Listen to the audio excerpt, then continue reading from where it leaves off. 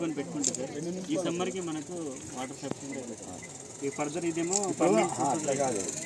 ఇప్పుడు ఫస్ట్ మనము స్తంభాల చెరువుతో నింపుకుందామా, లేకపోతే మనకు ఇప్పుడు మన మళ్ళీ నీళ్ళని గిట్ట మళ్ళీ కింద ఆయకట్టోళ్ళు వాళ్ళందరి గిట్ట వాడుకుంటే మళ్ళీ ఇబ్బంది అవుతుంది. ఎట్లా వాడుకుంటారు ఎందుకంటే వాళ్ళ ఊరు ఇప్పుడు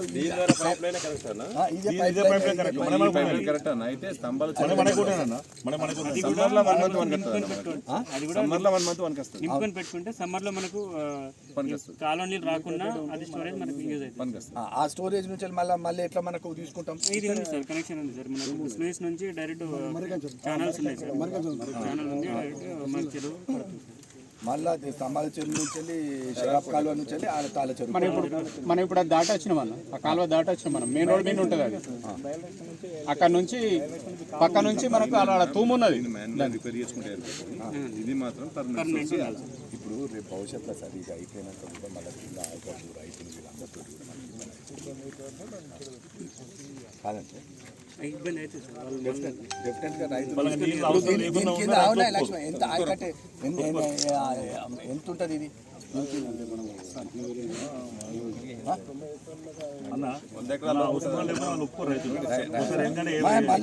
రైతులతో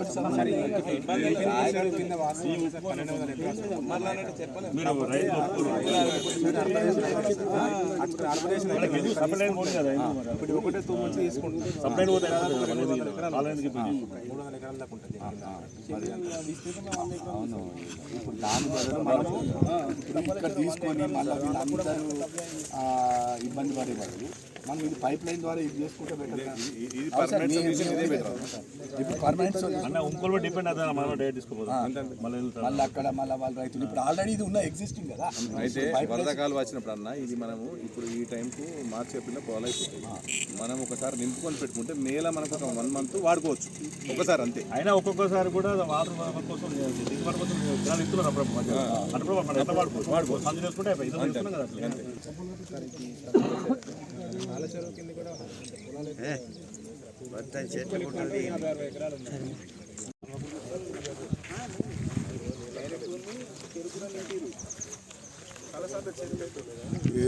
పోను ఎంత సన్నం అవుతుంది, నారు అవుతుంది. పైప్ లైన్ అయితే ఇప్పుడు ఇదంతా ఉన్నది కాబట్టి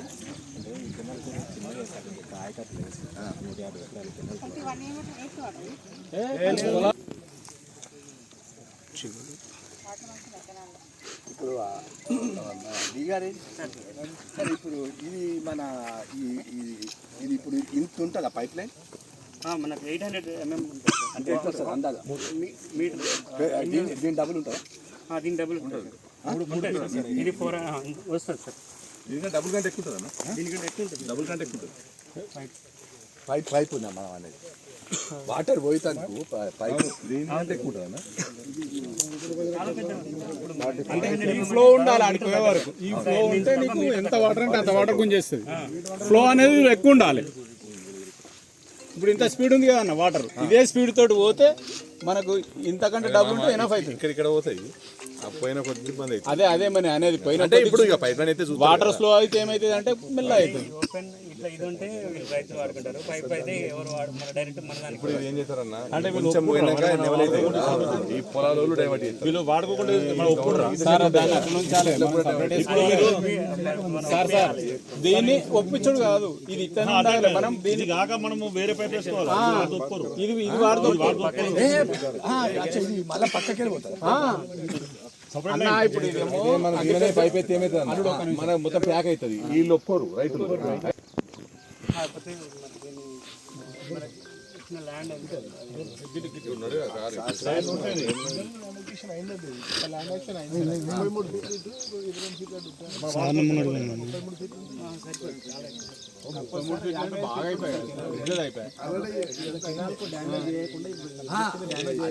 మనం సపరేట్ పైప్ లైన్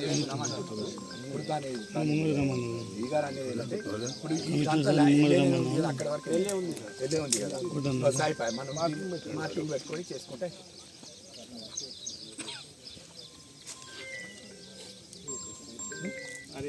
చేద్దాం. రైతు ఉంటుంది మనకు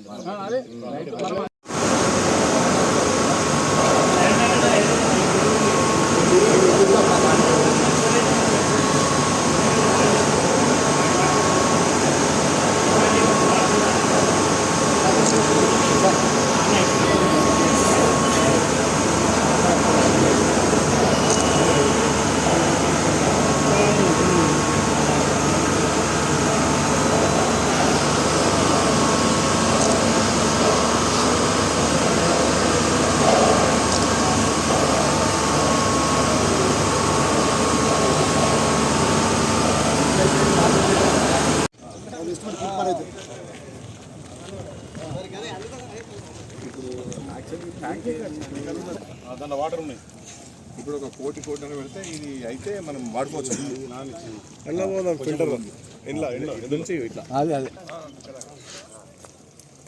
మరి ఇవన్నీ ఇండ్లు ఇప్పుడు మనం అనుకున్నాయి.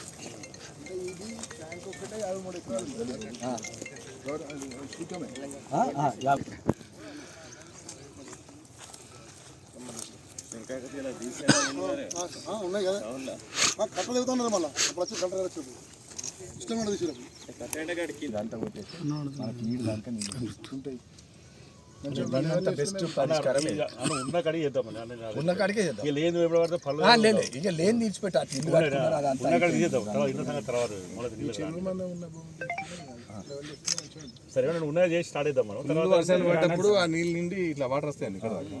ఇది కొంచెం లోతు చేసినాం అనుకో అది నేను అనేది అదే ఇప్పుడు దీన్ని కొద్దిగా లోతు ఒక లెవెల్ చేసి తీసుకోమాట రైతులను చెప్పిన ఇది వాటర్ ఎకెన్పూర్ కెనాల్ సందర్శించి అక్కడి నుంచి వెళ్ళి కాలచెరువు దగ్గరికి రావడం జరిగింది. ఇది కురుట్ల ప్రజలకు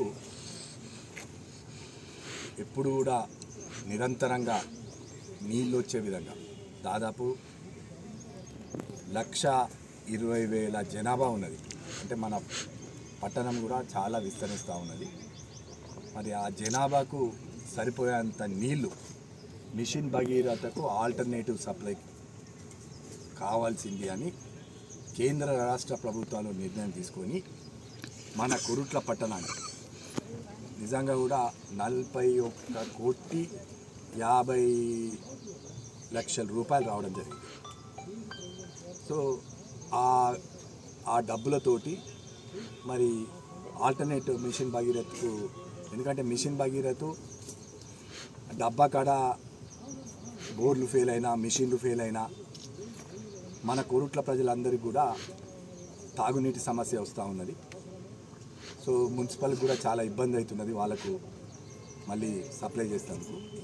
ఆల్టర్నేట్ సోర్స్ కింద దీన్ని ఒక కొత్త ప్రాజెక్టు అమృత్ స్కీమ్ కింద తీసుకురావడం జరిగింది. సో ఇప్పుడు తాళ్ళ చెరువు వీరికి సందర్శించిన మా ఆర్డీఓ గారు కూడా కలెక్టర్ గారి ఆదేశాల మేరకు దాన్ని పూడికలు తీసి మరి రైతులు ఎవరి ఇబ్బంది ఉండదు దాన్ని ఒక లెవెల్గా తీసి దానికి సహకరించేందుకు మన కమిషనర్ గారు డిఈ గారు ఉంటారు. అదేవిధంగా మన ఇరిగేషన్ డిపార్ట్మెంట్ నుంచి వెళ్ళి ఈఈ గారు వీళ్ళంతా మెజర్స్ వేసి మళ్ళీ దీనితో పాటు మరి ఇంకా 2 మద్దుల చెరువును కంచర్కుంట ఈ 3 చెరువులను కూడా పూడికలు తీసేందుకు కలెక్టర్ గారు కూడా వారిని కోరడం జరిగింది. వారు కూడా సమ్మర్ వస్తుంది, మరి నీళ్లు స్టోరేజ్ కోసము రైతులకు కూడా వాళ్ళే ఫ్రీగా తీసుకుపోతూ ఉంటారు. దాన్ని కాకపోతే ఇక్కడ ఉన్న అధికారుల సమీక్షంలో వాళ్ళు ప్రతి ఒక్కరు ఆర్డీఓ గారు ఆఫీస్ నుంచి ఒకరు ఉంటారు, మున్సిపల్ ఆఫీస్ నుంచి ఉంటారు, ఇరిగేషన్ డిపార్ట్మెంట్ నుంచి ఒక్కొక్క అధికారులు ఉంటారు. ఆ లెవెల్స్ చూసి దాని ప్రకారం చేస్తే మనకు ఎప్పుడు కూడా ఇప్పుడు ఈ 15-20 రోజుల్లో మనము నీళ్లు ఏప్రిల్ 15th వరకు వస్తాయి మనకి. సారి ఆ కెనాల్ నుంచి ఇప్పుడు మనం ఇది నింపుకుంటే మనకు సమ్మర్లో ఎలాంటి నీటి సమస్య ఉండదు. అదేవిధంగా మీడియా మిత్రులందరూ కూడా కురుట్ల పట్టణ ప్రజల కోసం మరి నేను కలెక్టర్ గారిని, ఎందుకంటే ఇప్పుడున్న మార్చుల్నే విపరీతంగా ఎండలు ఉన్నాయి, మరి భవిష్యత్తులో ఏప్రిల్ మేలో ఇంకా ఎండాకాలం బాగా ఉంటుంది కాబట్టి మా ప్రాంత కురుట్ల ప్రాంత నియోజకవర్గంలో కురుట్ల కానిది మెట్పల్లి కానిది ఈరోజు కురుట్లకు నేను అడగంగానే తక్షణమే వారి 33 ఓర్లు ఈ కురుట్ల పట్టణ ప్రజలను వారికి నీటి సమస్య రాకూడదన్న ఉద్దేశం కొద్దీ కలెక్టర్ గారు కూడా నేను అడగంగానే వెంటనే 33 బోర్లు 33 వార్డులకు ప్రస్తుతానికైతే ఈ 33 బోర్లు తీసుకోమని చెప్పడం జరిగింది. అది కమిషనర్ గారికి చెప్పినారు. నేను వారు ఒక లెటర్ ఇమ్మన్నారు, నేను కూడా లెటర్ ద్వారా వారికి ఇచ్చేసి అతి త్వరలోనే, ఎందుకంటే బాగా ఎండాకాలం ఇది కేవలం వాటర్ సప్లై కోసమే. అదేవిధంగా ఇంకొక శుభవార్త మన కురుట్ల పట్టణానికి తెలియజేస్తా ఉన్నా. మొన్న కలెక్టర్ గారు ఆనాడు మనం కేపీఎల్ టోర్నమెంట్ పెట్టడం జరిగింది ఈ కోరుట్ల పట్టణం. సో అందరి సహకారం, ముఖ్యంగా యువత అంతా కూడా నన్ను వచ్చి అడిగినప్పుడు మనం స్పాన్సర్ చేసినాం. పెద్ద ఎత్తున ముగింపు దీంట్లో చాలామంది రావడం, దాదాపు 700-800 మంది ఫైనల్స్కి రావడం. ఆ సందర్భంగా కొరుట్ల యువత అంతా కూడా మాకు ఒక క్రికెట్ స్టేడియం కావాలి సార్, తప్పకుండా మీరు దీన్ని పరిశీలించాలన్నప్పుడు ఆనాడు ఆది శ్రీనివాస్ గారు ఉండి నేను ఉన్నప్పుడు మేము శాప్ చైర్మన్ గారితో మాట్లాడితే వారు 3 కోట్లు శాంక్షన్ చేస్తామని చెప్పడం జరిగింది స్టేడియం కోసం. కానీ జాగా కావాలి, మనకు జాగా లేదంటే కూడా మరి కలెక్టర్ గారు ఆర్డీఓ గారికి కూడా ఆదేశాలు ఇవ్వడం జరిగింది. వారి సహకారంతో, ఆర్డీఓ గారి సహకారంతో అతి త్వరలో మనకు 5 ఎకరాల భూమిని కూడా కొరుట్ల ప్రజల కోసం, క్రికెట్ యువత కోసం, క్రికెట్ స్టేడియం కోసం 5 ఎకరాల భూమిని కూడా శాంక్షన్ చేయబోతున్నామని ఈ మీడియా మిత్రుల ద్వారా తెలియజేస్తాము.